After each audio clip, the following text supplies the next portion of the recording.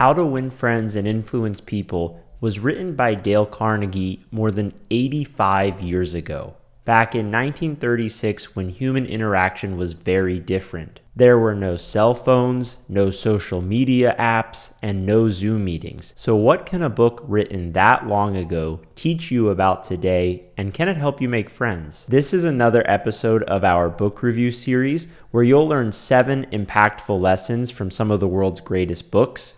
And in this series, we talk a lot about timeless wisdom. We search through books that are very, very old to uncover insight that is still relevant decades or centuries after they were written. How to Win Friends and Influence People fits perfectly into that theme, so let's jump right in. As I was reading this book, I noticed that there's a lot of similarities with Never Split the Difference by Chris Voss, which is another book we've reviewed in this series. So as I went through How to Win Friends and Influence People in preparation for this book, I did my best to pick out lessons that were more unique to this book specifically.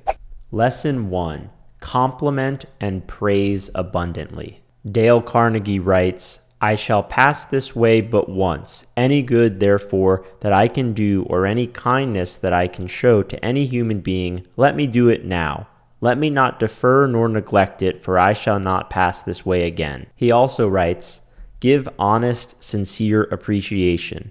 People will cherish your words and treasure them and repeat them over a lifetime. Repeat them years after you have forgotten them." That last quote I find to be particularly powerful, that giving somebody a compliment may be something that you forget very quickly, but it may be something that made their day. It could have even made their week or their month or their year, and it's something that they'll likely remember and hold on to for years to come. It's just so wild how easy it is to compliment people, yet we do it so little. If you have dogs, you may have heard of the concept of positive reinforcement training, where instead of pointing out and punishing the dog for everything that they do wrong, instead give them tons of praise and treats when they do something right. And the book points that out and then makes the ask of, why don't we do the same with people? Why are we so quick to just point out every mistake that somebody makes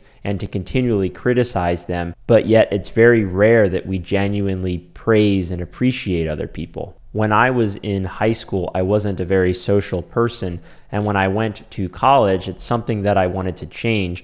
And so a habit that I implemented was anytime I came into contact with anybody, I would look for things that I could give them a small compliment on. It was usually something as simple as, "Hey, I like your shoes," or "Did you just get a haircut? It looks great." That's such a great way to start the interaction off on the right foot, whether that is somebody you're meeting for the first time or a friend you've known for years. Lesson 2, say their name. Carnegie writes, "The average person is more interested in his or her own name than in all the other names on earth put together. Remember that name and call it easily, and you have paid a subtle and very effective compliment." Just like compliments, calling somebody by name is such an easy thing to do, yet it has such a profound impact. And one helpful tip that has enabled me to implement this is looking for people that are wearing a name tag and then using that anytime I'm addressing them. Whether it's a server at a restaurant or a cashier at the grocery store, utilizing their name makes them feel so much more important. And when speaking with customer service representatives, I'll always use their names in those phone calls as well. This is something that you can probably relate to from personal experience. Imagine you're at work and a customer comes up and just says, "Hey, I need you to do this for me," versus if they came up and said, "Hey Jimmy," or "Hey Susie, how are you doing today? Do you think you might be able to help me with this?" Imagine the difference in approach and response that you would give to them. Lesson 3, an attitude for meeting people. Carnegie writes, "You must have a good time meeting people if you expect them to have a good time meeting you." In particular, this section of the book talks about the importance of being noticeably excited to meet people. And the 2 ways to do that are both visually and audibly. So from a visual standpoint, smiling is the best way to make other people feel like you're excited to meet them. As we've already talked about in the first couple of lessons, this is yet another small tactic that's so easy to implement, yet goes such a long way in your interactions with people. Smiling just makes you appear more friendly, and that makes other people feel more comfortable around you. And then the other component of this attitude for meeting people is the way that you sound. You want to use a tone of voice that makes it sound like you are excited to be meeting those people. I'm sure you've been in situations where you were speaking with somebody that sounded like they could not care any less about the conversation they were having with you. Maybe everything about their body language suggested that they wanted nothing to do with you. They might not have even been facing you directly, not making eye contact, not smiling, clearly distracted. And then ask yourself how much you'd want to have another interaction with that person. It's probably very little. On the other hand, you likely have come into contact with people who made you feel as if you were the only person in the world they cared to see in that particular moment. That seeing you had made their entire day. That has a tremendous benefit to your self-esteem and makes you much more likely to want to be around that person, to view them in a high regard. Lesson 4, the power of listening. Carnegie writes, "Even the most violent critic will frequently soften and be subdued in the presence of a patient, sympathetic listener. A listener who will be silent while the irate fault finder dilates like a king cobra and spews the poison out of his system." Through multiple books that we have covered in this book review series, we have talked about the importance of listening empathetically. When you listen to people, you employ a great deal of empathy. You're taking the time to understand their point of view, to hear where they're coming from. And you also make them feel incredibly important. When somebody is willing to listen to you and to care greatly about what you have to say, you feel as though that they value you, as though they think you're important enough to let you speak. And in the example from this book, it explains how well that helps you handle people that might be unsatisfied. So maybe you're at work and there is a customer that is upset about the product or the service that the company you work for delivered them. In most scenarios, they're just wanting to feel heard and understood. Just listening intently and not interrupting them, not trying to prove them wrong, goes such a long way in earning their understanding. It's pretty universally agreed upon that we all love being around great listeners, that we love people who will hear us out completely, who will let us vent and get things off of our mind, who will sit there and give us their full attention and focus. So if we all can agree that we love when people offer that to us, then we can understand that it's important that we reciprocate that to other people as well.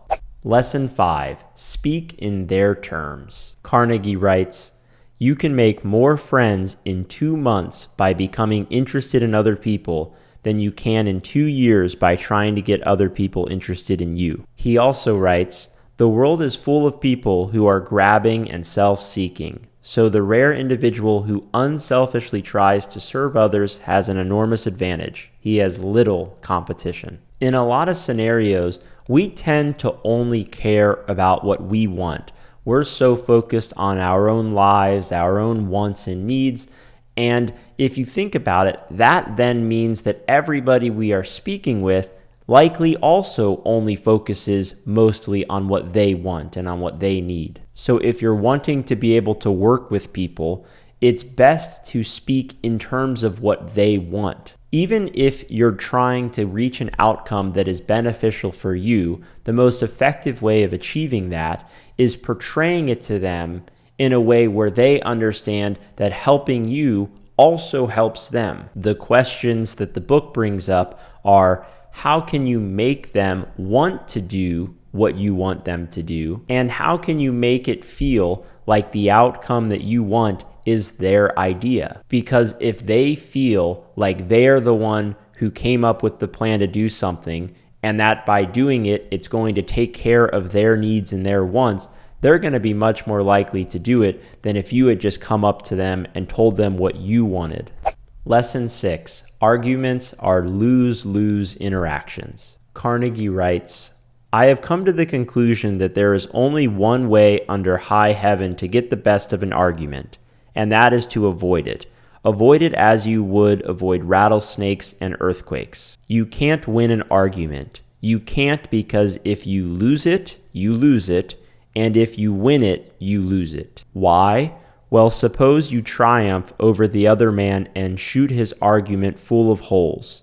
Then what? You will feel fine, but what about him? You will have made him feel inferior. You have hurt his pride. He will resent your triumph. Isn't this a powerful lesson? It's so easy to want to engage in arguments and to defend your viewpoint relentlessly. It's so common to have such a strong desire to be right and to prove everybody else wrong. But in the vast majority of scenarios, arguments are at the very least unproductive, and at the worst, they can be very destructive to relationships. And it's important to make a distinction between arguments and productive debates. I don't think this book is talking about scenarios where multiple parties come together knowing that there are certain disagreements and they equally talk through both sides to try to fully understand the picture and reach a mutually beneficial outcome. This book is talking about those arguments where people are simply attacking each other's viewpoints for the sake of proving themselves right, where both parties enter the altercation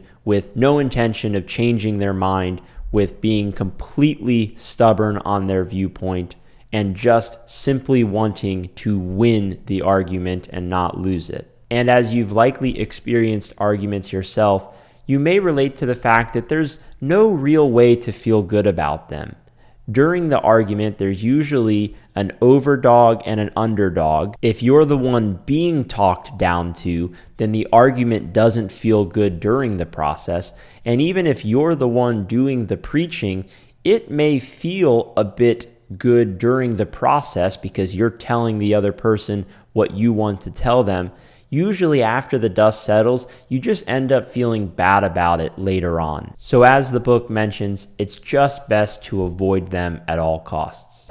Lesson 7, a mindset for empathy. Carnegie writes, I told him that I understood exactly how he felt and that if I were in his shoes, I should undoubtedly feel precisely as he did. Carnegie also quotes Abraham Lincoln, writing, Don't criticize them. They are just what we would be under similar circumstances. In my humble opinion, this is one of the most important mindsets we can put into action for any circumstance of life. It's important that we understand that all of the decisions we make are based on our upbringing, the environment that we are in when we're making the decisions, our level of awareness, our level of education. All of these factors that make us who we are also influence the decisions that we make. Yet when we see other people making decisions, we tend to judge them through our level of awareness, through our perspective. So if you see somebody make a decision that you wouldn't make yourself, it becomes so easy to judge them in those scenarios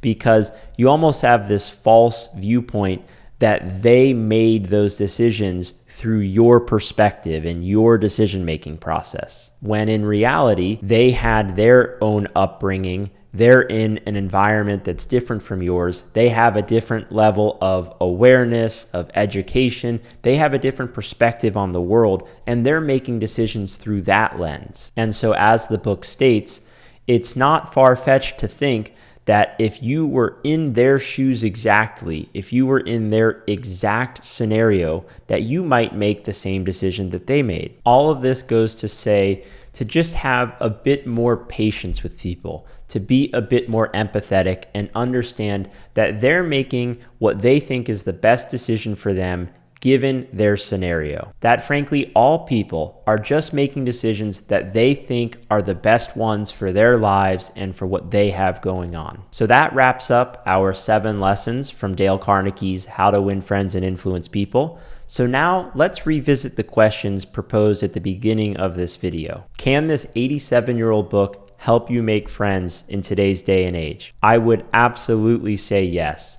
The principles talked about here are really universally accepted, and they pertain to any period of time. And the best part is that the majority of these lessons are so easy to implement. With just a bit of attention to detail and remembering to implement these practices, your interactions with people can dramatically improve. And that's fantastic because interacting with other people is really the basis of how anything gets accomplished. If you've read this book or go on to read it after watching this video, I'd love to know what you think. If you have any additional insight or tips related to this topic that can help other people, it'd be great if you left those in the comments so that everybody watching can benefit. And if you have any follow-up questions, please let me know. As always, thanks so much for watching. It's greatly appreciated, and I hope you have a fantastic day. Take care.